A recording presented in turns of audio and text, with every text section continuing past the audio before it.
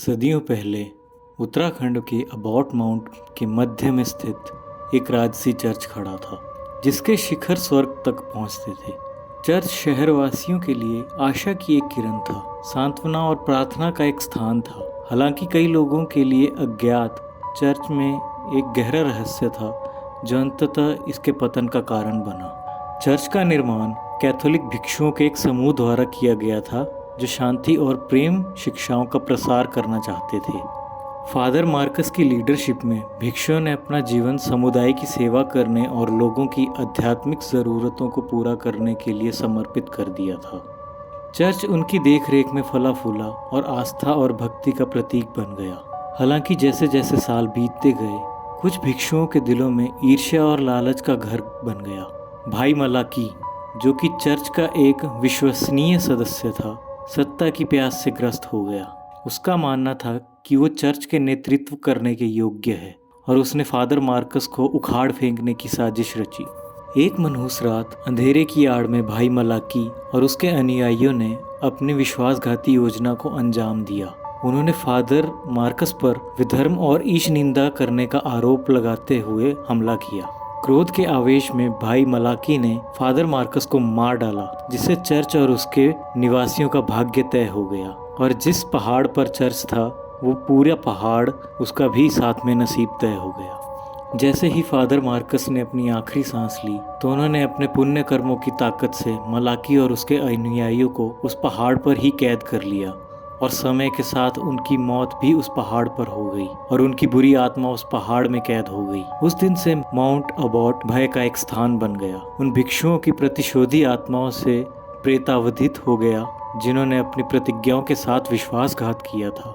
इन वर्षों में mount Abbott जर्जर हो गया, और चर्च के शानदार हॉल अब छाया और फुसफुसाहट के घर बन गए। शहरवासी इसे श्रापित मानते हुए माउंट अबॉट से दूर रहते थे, लेकिन भिक्षुओं की आत्माएं इसकी दीवारों के भीतर फंसी रहती थी। उनका गुस्सा दुख और इमारत की नींव में समा जाता था। सदियां बीत गई, मगर माउंट अबॉट का वीराना अभी भी मुक्त होने के लिए बेकरार था। जिज्ञासावश हनुमंत और सूर्य उस चर्च में व्लॉग बनाते बनाते चले गए। चर्च के इतिहास से अनभिज्ञ वे इसके पवित्र हॉल में प्रवेश कर गए। इस बात से अनभिज्ञ उस खतरे में का उन्हें इंतजार था। जैसे ही उन्होंने चर्च का पता लगाया, उन्हें बेचैनी का एहसास हुआ, मानो दीवारें उन्हें देख रही हो। अचानक उन्हें धीमी मंत्रोच्चारण, लंबे समय से भूली हुई प्रार्थनाओं की गूंज सुनाई दी। हवा ठंडी हो गई और परछाइयां जीवित होकर उनके चारों ओर घूमती हुई नजर आई। भयभीत होकर सूर्य और हनुमंत ने भागने की कोशिश की, लेकिन चर्च के दरवाजे बंद हो गए, जिससे वे अंदर फंस गए। तभी भिक्षुओं की आत्माएं उनके सामने प्रकट हुई। उनके चेहरे क्रोध और दर्द से मुड़ गए। उन्होंने सूर्य और हनुमंत पर पवित्र भूमि पर अतिक्रमण करने का आरोप लगाया और उन्हें वहां से चले जाने के लिए कहा। लेकिन हनुमंत अच्छाई की शक्ति में अपने विश्वास से उत्साहित होकर अपने बात पर वहीं पर अड़ा रहा। हनुमंत ने आत्मा से पूछा कि क्या कोई रास्ता है कि आपको मुक्ति मिल जाए। उसमें से एक ने कहा कि हम सभी फादर मार्कस की वजह से यहाँ हैं। और सभी आत्माओं ने मलाकी के धोखे और फादर मार्कस की ताकत के बारे में बताया। हनुमंत ने जाकर फादर मार्कस की आत्मा से विनती की कि वह सभी आत्माओं को रिहा कर दे और अपने लोक की ओर जाने दे। मगर फादर ने कहा कि अगर उन्होंने मलाका को आज़ाद कर दिया, तो वो दुनिया में कहर मचा देगा। दुनिया पर राज करने की उसकी भूख है। हनुमंत की आत्माओं में दिलचस्पी होने के कारण उसे आत्माओं से डील करना आता था, और उसने फादर मार्कस से कहा कि आप बस आत्माओं को रिहा कीजिए, मलाका को मैं देखता हूँ।